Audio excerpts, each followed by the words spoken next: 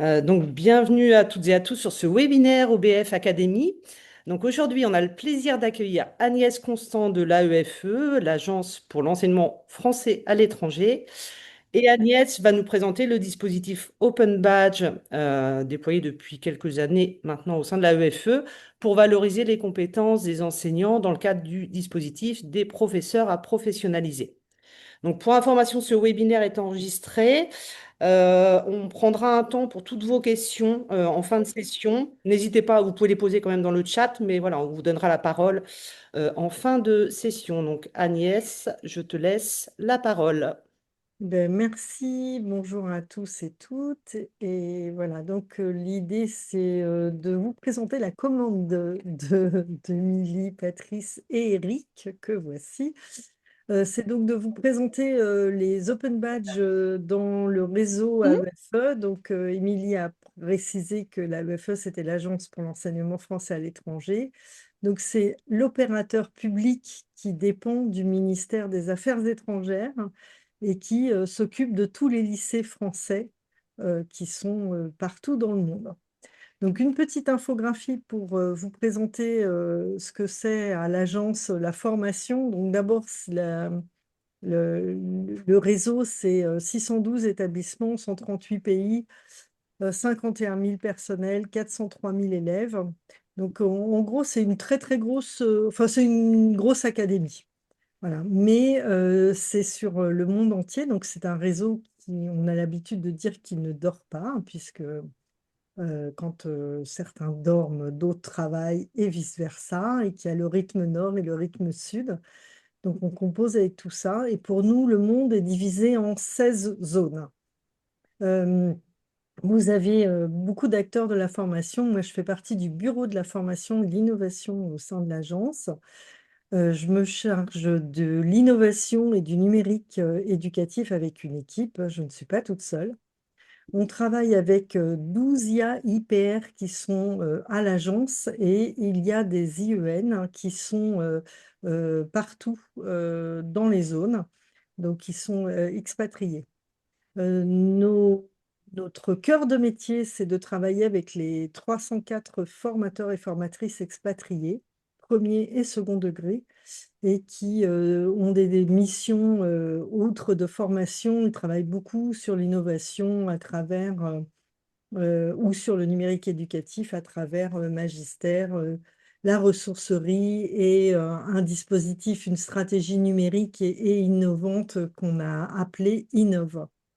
Voilà, donc vous voyez à travers ce document qu'il y a beaucoup de formations puisqu'il y a 49 000 heures de formation à l'agence, enfin partout dans le monde, hein, pilotées par l'agence. Et le focus que je vais faire particulièrement, c'est sur effectivement l'offre de parcours de professionnalisation qu'on appelle le PAP, professeur à professionnaliser, avec deux parcours que je vais vous expliquer un petit peu et surtout les open badges qui sont adossés.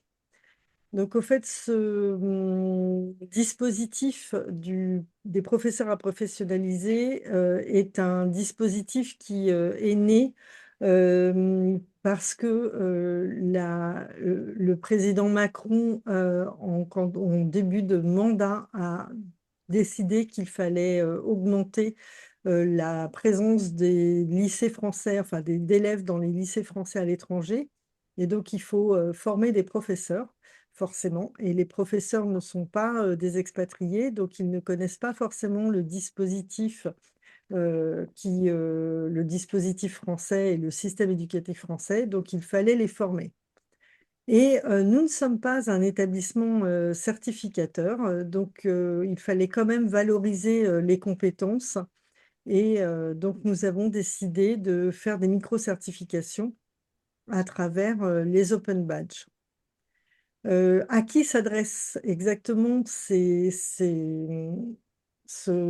formation? Elle s'adresse à des professeurs qui sont débutants, à des professeurs qui ne connaissent pas le système éducatif français, mais qui ont des compétences scientifiques, disciplinaires, techniques importantes, ou des professeurs qui ont besoin, dans un champ professionnel, de monter en compétences, par exemple l'évaluation ou je ne sais pas, la classe mutuelle ou quelque chose comme ça.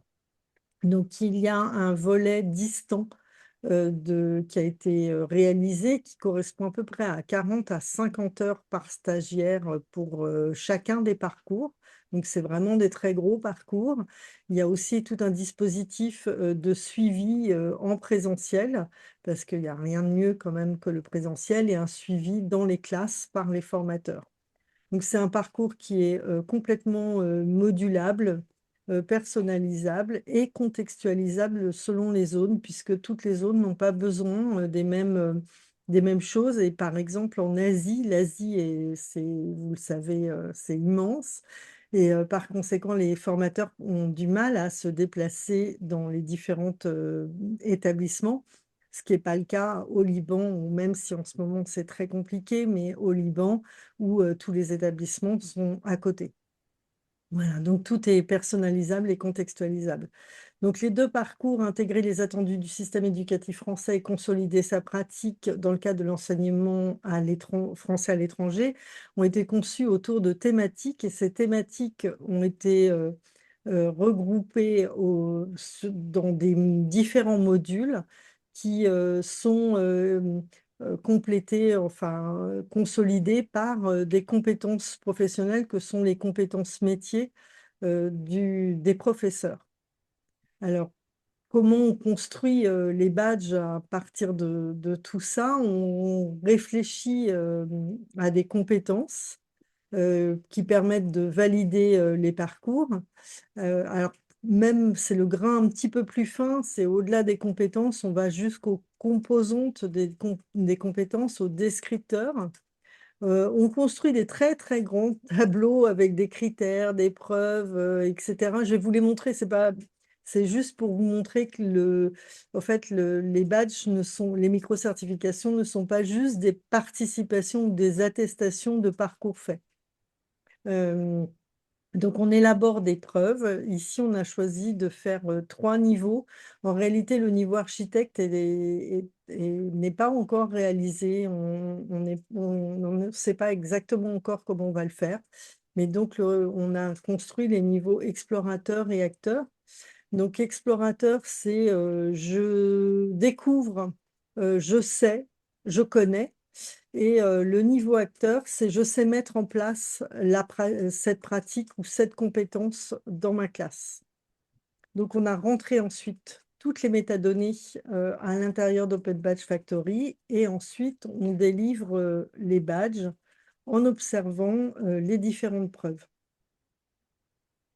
Alors ça, c'est un gros graphique c'est simplement pour vous montrer la construction. Donc les 3 badges, donc le niveau architecte n'est pas construit. Les badges qu'on a souhaité mettre en place autour des compétences professionnelles que vous retrouvez dans les parties bleu foncé.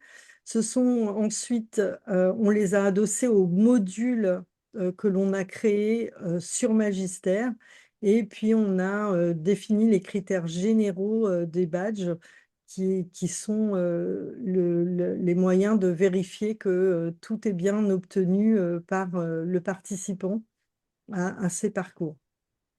Donc ça, je ne vais pas vous montrer le détail, mais donc c'est les gros tableaux qu'on a réalisés autour des modules, des compétences et des composantes des compétences. Les critères généraux, c'est ce qu'on a vu tout à l'heure. On établit des critères spécifiques par rapport aux composantes des compétences, et des preuves. Ces preuves, elles sont vérifiées chaque année, puisque nos parcours sont toujours remis à jour. Ils sont en constante évolution. Ils ne sont pas figés, et par conséquent, les preuves bougent également. Comment on valide les compétences? Donc, l'équipe premier, second degré avec le Bureau de la formation et de l'innovation élabore les open badges, un groupe de travail. Alors, l'ADEOF, c'est la direction de l'éducation, de l'orientation et de la formation. C'est à l'agence, c'est l'endroit où siège, enfin, c'est le siège des IAIPR et des IEN, donc qui valide tous les parcours et tous les badges. Et donc, ces badges sont créés, ce sont les formateurs, hein, qui délivrent les badges des stagiaires. Donc, il y a deux formateurs qui délivrent des badges. C'est une double validation afin qu'il n'y ait pas de problème sur l'obtention de ces badges. Donc, les objectifs de ces badges, c'est beaucoup de choses. C'est d'abord de rendre visibles des pratiques, c'était de valoriser les compétences des professeurs, de montrer leur motivation, leur engagement, de les relier au sein de la plateforme Open Badge Passport, notamment avec la carte quand ils valorisent leur badge sur Open Badge Passport, ils peuvent participer à une communauté.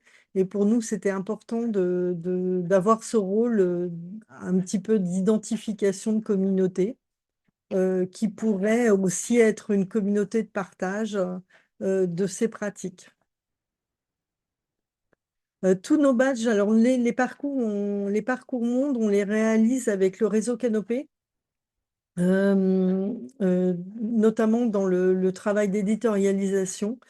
On a présenté notre façon de construire au réseau Canopé et ils ont endossé tous nos badges, ce qui fait que nos badges ont une double validation, celle de l'AEFE, celle du réseau Canopé, et ils sont reconnus par les INSPE et je vous en parlerai par la suite.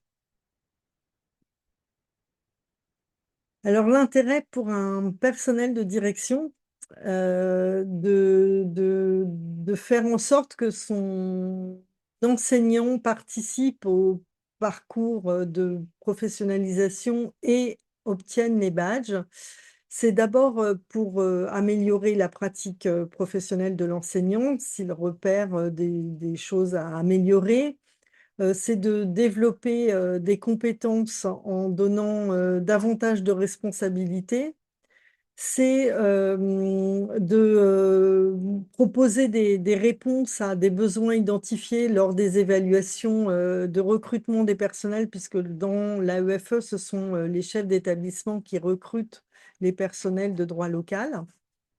Et puis, c'est de former les personnels sur un nouveau sujet, si jamais il y a un sujet qui est mal connu. Et enfin, bien entendu, d'acculturer au système français chaque personnel qui rentre dans un lycée français. Pour l'enseignant, donc il a un parcours à réaliser. J'ai dit tout à l'heure que, et je reviendrai un petit peu dessus, mais c'était un dispositif dont la colonne vertébrale est le parcours magistère. Hein, ce sont des parcours qui sont lourds puisqu'ils représentent beaucoup, beaucoup d'heures. Ils sont toujours tutorés. Nous, on n'a pas de parcours en auto-formation. Donc, il y a toujours un formateur ou plusieurs formateurs derrière.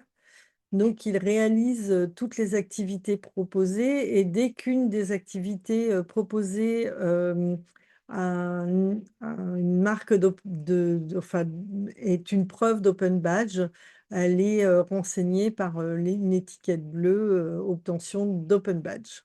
Voilà. Donc ils font, le participant, l'enseignant, l'enseignante, fait, beaucoup d'activités. Ils ont, des documents à lire, des vidéos à regarder, des questionnaires, des documents à compléter, des retours réflexifs, des propositions, de mise en place d'activités. C'est, un parcours qui est vraiment, très, très riche, hein, qui a été réalisé par les formateurs du réseau, qui sont vraiment des experts et enfin, voilà, qui ont fait un parcours qui est tout à fait remarquable. Donc l'enseignant qui souhaite obtenir les badges fait donc ce parcours. Il dépose ses preuves sur Open Badge Passport. Les formateurs évaluent les preuves. Soit ils demandent que les preuves soient améliorées, renchéries. Donc, ça arrive beaucoup, hein. Les preuves ne sont pas, le badge n'est pas validé automatiquement. Mais quand ils les obtiennent, ce sont donc des productions qui sont de qualité et la personne obtient son badge. Et comme nous avons des partenariats avec les INSPE et que nous avons croisé dans le tableau que je vous présentais tout à l'heure, nous avons croisé les preuves avec les critères du master MEF, alors qui n'est plus MEF maintenant, mais M2E, mais on va encore garder cette dénomination qui est enfin, celle que tout le monde connaît. Donc le fait quand on réalise les badges et les parcours, je vais vous montrer dans la slide d'après, mais on a moins d'heures pour obtenir son master MEF. Donc on peut valoriser ces badges sur les réseaux, sur son site, créer des opportunités professionnelles. On a plus, l'enseignant qui obtient ces badges a plus de crédibilité, notamment auprès des proviseurs qui souhaiteraient le recruter. Et bien sûr, il peut les valoriser tout au long de sa vie. Donc voilà un exemple de badge. De preuve de badge. Vous voyez que, par exemple, pour ce badge, prendre en compte l'élève dans toutes ses dimensions. Il y a une démarche, une présentation d'une démarche de différenciation expérimentée en classe à montrer, un déroulé d'une activité de différenciation avec un retour réflexif, la conception d'un projet plurilingue, une fiche de séance prenant en compte l'espace et le temps de la classe et un gabarit à compléter sur des dispositifs pédagogiques qui permettent la collaboration et l'échange. Donc, par exemple, si il y a un professeur souhaite valoriser, et donc là, l'exemple, c'est un professeur qui est en licence de chimie, de physique-chimie, mais qui aimerait développer ses compétences professionnelles et avoir un master MEF. Donc, il va faire le PAP intégré, le PAP consolidé, obtenir tous les badges. Et quand il s'inscrira avec l'université partenaire, avec l'INSPE partenaire, il pourra faire 400 heures au lieu de 800 dans l'INSPE proposé. Voilà, donc ici, vous voyez le parcours d'un professeur qui souhaiterait obtenir son master MEF et qui donc, grâce au badge et au parcours, obtiendrait un levier enfin, c'est un levier pour lui pour l'obtention de ce master MEF. Là, c'est un autre exemple, mais qui est intéressant dans le réseau. C'est un professeur qui, lui, souhaite avoir une rémunération qui serait plus importante. Donc, il souhaite faire le PAP, obtenir les badges. Et au fait, les chefs d'établissement qui inscrivent leur personnel à l'intérieur de ce dispositif doivent payer une formation et donc ils ont tout intérêt ensuite à garder leur personnel. Et dans beaucoup d'établissements, dès lors que un professeur a réalisé les parcours et a obtenu les badges, eh bien, ils sont davantage rémunérés. Donc, c'est intéressant et aussi pour le personnel et pour l'établissement. Alors, un dessin vaut mille mots. Donc, il est toujours intéressant de voir en dessin ce que ça représente. Alors, je vous l'explique parce que c'est pas toujours très clair. Donc, un enseignant est ici, il arrive dans l'établissement, on voit les deux formateurs là qui ont les pièces du puzzle et qui vont construire pour la personne qui arrive le dispositif et le parcours des professeurs à professionnaliser. Donc, soit il fera le parcours intégré, soit le parcours consolidé, soit les deux.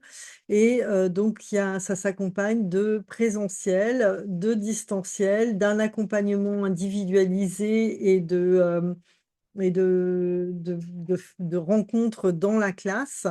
Et enfin, à l'issue de cela, le personnage a validé toutes ses compétences et peut éventuellement poursuivre sa carrière d'une autre façon. Donc pour terminer, je vais vous montrer donc rapidement les badges. Je vais pas rentrer dans le dispositif, je répondrai aux questions après si vous souhaitez et je vous en montrerai davantage. Mais donc voilà, les badges du parcours intégré des attendus du système éducatif français sont des badges de niveau explorateur. On a conçu 5 badges et le sixième est un badge clé, c'est-à-dire que le badge «Se former pour faire évoluer ses pratiques», on l'a automatiquement dès lors qu'on a les 5 autres badges, puisque forcément on a tout montré on a montré le fait qu'on voulait se former à travers l'obtention de ces badges. Il y en a un de plus pour la partie consolidée. Pour cette partie consolidée, il y a un très, très gros badge qui est mettre en pratique dans sa classe des savoirs disciplinaires où le participant doit présenter toute une séquence, faire une analyse de séance en dépôt de preuves. Et pareil, le badge clé est obtenu si on a les 6 autres et pas les 5 autres, il y a une erreur, les 6 autres badges. On a augmenté cette série de badges parce qu'on a une note d'orientation stratégique qui définit les priorités de l'agence et donc on a établi d'autres parcours monde, notamment un parcours laïcité. Le problème de la laïcité dans les établissements est toujours compliqué entre un savant équilibre entre les recommandations françaises et les recommandations du pays. Voilà, donc il y a un parcours laïcité. On a un axe fort autour de l'école inclusive. Donc, il y a aussi un badge monté autour d'un parcours qui a été monté avec Réseau Canopé toujours et l'INSEE, ex-INSHEA, qui s'occupe du handicap et de l'inclusion scolaire. Nous avons un parcours de la série Innover qui présente qui s'occupe des badges autour de parcours sur l'IA en éducation. Ce sont des parcours qui s'adressent non seulement aux enseignants, mais aussi à toute personne qui souhaite se perfectionner en intelligence artificielle et aux chefs d'établissement, à tous les personnels de direction. Et puis nous avons des badges qui sont cette fois-ci liés au design thinking. Ce sont des méthodes qu'on utilise beaucoup à l'agence et donc on a des formations qui sont liées à cette pratique et on a 2 badges qui sont adossés à ça. Voilà. J'ai fini, je crois que j'ai à peu près fini dans les temps. Et donc voilà, si vous voulez me contacter, n'hésitez pas. Voici mon adresse. Merci beaucoup, Agnès. Bon, t'as fait un peu moins d'une demi-heure, c'est parfait. Donc, bravo pour cette présentation et puis pour ce dispositif qui est inspirant et qui fonctionne en plus H24 dans le monde entier. Alors, c'est vraiment un dispositif particulier. J'ai pas vu de questions dans le chat, mais s'il y a des personnes qui souhaitent prendre la parole pour poser leurs questions en direct, n'hésitez pas. Mm. Est-ce que je pense que vous pouvez activer votre micro et puis poser vos questions. Est-ce qu'il y a des questions? Eric, est-ce que tu as une question? Oui, j'ai une question sur, en fait, comment gérez-vous donc tout ce process avec OpenMatch Factory et OpenMatch Passport? Alors, on construit les badges sur Open Badge Factory. On élabore tous les badges là, c'est notre fabrique. Mhm. Et ensuite, on fait le lien avec Open Badge Passport. Et au fait, ça nous sert de portefeuille Open Badge Passport. Et donc, les participants déposent leurs preuves sur Open Badge Passport. Ils reviennent sur la plateforme au fur et à mesure de leur formation. Ils valident leurs preuves euh, au moment où ils le souhaitent et ou quand ils pensent avoir terminé. Et les formateurs, eux, se connectent régulièrement ou créent des alertes sur Open Badge Passport pour être avertis dès que, ils ont besoin de valider des badges. Ils se rendent sur la plateforme et ils valident leur badge. Nous, comme on a énormément de participants, hein, et nous, on a plus de 10 000 badges là qui ont été validés depuis le début du processus, donc c'est beaucoup. On a séparé sur Open Badge Passport le monde puisque nous, le monde est séparé en 16 zones, on a fait des équipes, on a fait 16 équipes et les équipes par projet aussi, puisque ce ne sont pas les mêmes validateurs pour tous les projets. Donc voilà, ceux qui s'occupent du parcours IA ont une équipe parcours IA, ceux qui s'occupent du PAP ont une équipe PAP et ainsi de suite. Je ne sais pas si j'ai répondu à ta question, Eric. Si, tout à fait. Et en fait, quand on compare, vous aviez une approche il y a à peu près il y a un an et demi, vous étiez toujours avec les demandes de badge, je dirais, ouvertes, ou Oui. vous avez une évaluation ensuite par des référents ou des enseignants qui se faisaient par le mail. Si tu compares la situation maintenant avec, je veux dire, ce qui est déployé maintenant du côté passeport dans les espaces à la situation que vous aviez il y a 2 ans, est-ce que tu vois une évolution ou... Alors, je t'avouerai que pour l'instant, ça reste confus, mais c'est de ma faute. C'est parce que j'ai mal formé les, les référents. Mais en fait, oui, c'est un progrès énorme. C'est-à-dire qu'auparavant, quand je créais les badges sur Open Badge Factory, j'insérais tous les noms des formateurs qui recevaient des alertes par mail dès lors que, ils avaient un badge à valider. Mais ils ne savaient pas si le badge était, si c'était à eux de valider le badge ou pas. Donc, c'était très compliqué. Ils étaient inondés de mails et il y avait une sorte d'insatisfaction. Depuis qu'on passe par la plateforme Open Badge Passport, c'est eux qui font la démarche d'aller voir. Mhm. Donc, c'est plus simple pour eux à gérer. C'est plus clair pour le participant aussi parce que avant il fallait qu'il garde le lien du mail pour déposer ses preuves et souvent il le perdait, il fallait qu'il recommence. Bref, c'était un petit peu compliqué.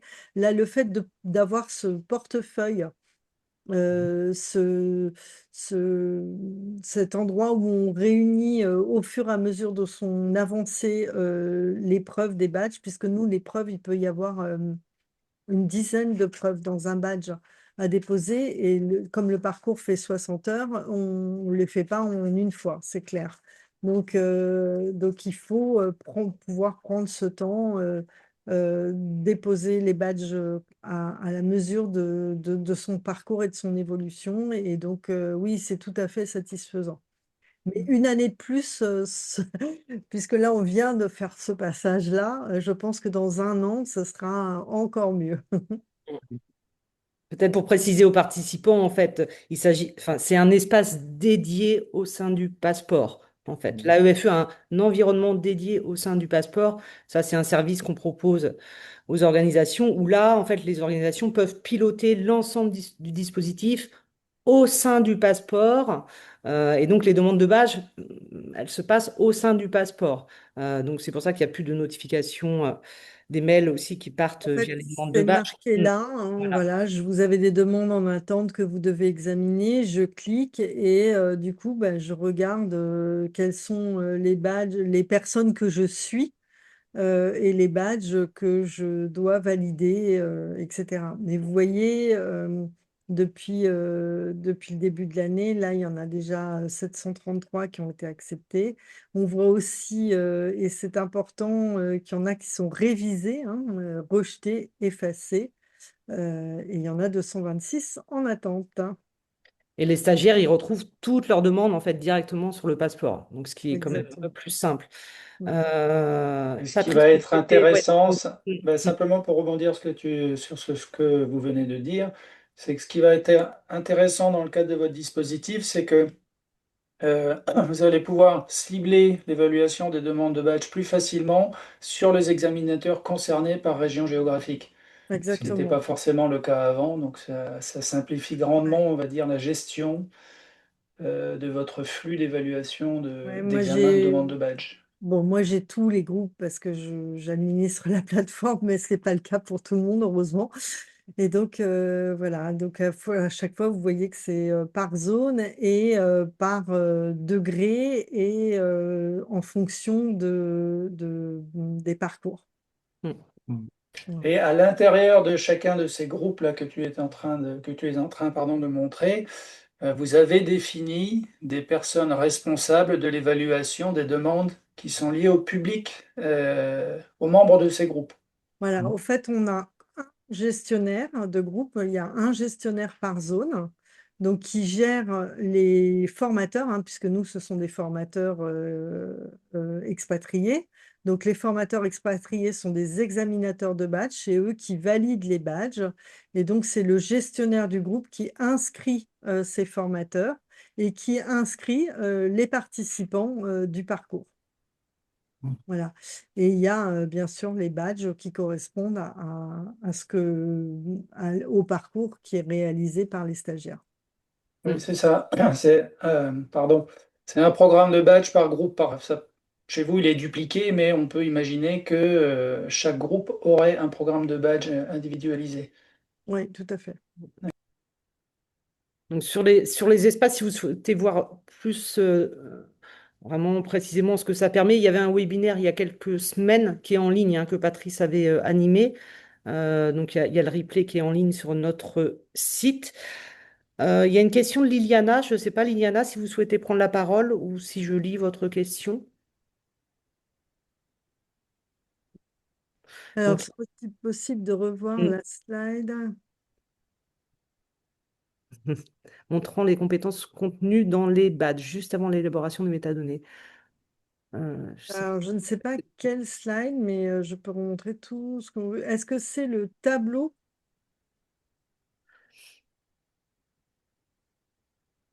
pas. Contenu dans les badges, les compétences. Ah oui, il y avait un tableau. Ah oui, c'est peut-être celui-là, non? Euh, Celui-là ou celui-là? le grand tableau coloré. Mm. Voilà, c'est ça. Alors, je vais l'afficher en grand. Et quel est, en fait, la question, c'est quel est l'investissement humain requis pour gérer les flux? Euh, Ben, et, hmm, combien de temps, combien d'investissement, en fait, pour les deux formateurs dans la gestion des badges, du parcours? Alors, ça dépend au fait du nombre de stagiaires. Il y a des endroits, par exemple en Amérique du Nord, où on a très peu de stagiaires, on a très peu de badges à valider et de parcours. Au Liban, on a 200 stagiaires. Voilà, mais il y a beaucoup plus de formateurs du coup. Au Liban, au Maroc, voilà, il y a beaucoup de formateurs.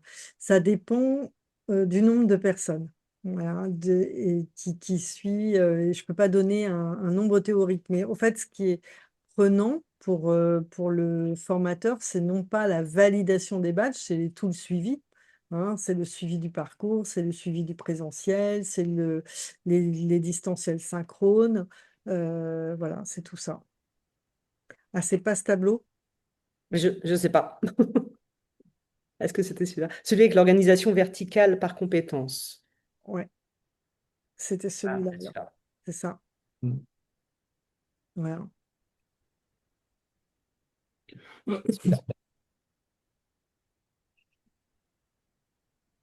Ok. Est-ce qu'il y a d'autres questions parmi les participants? Je sais qu'il y a d'autres écoles là, qui sont là, qui avaient des projets un peu similaires.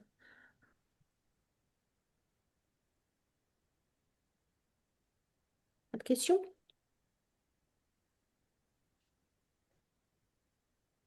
Bon.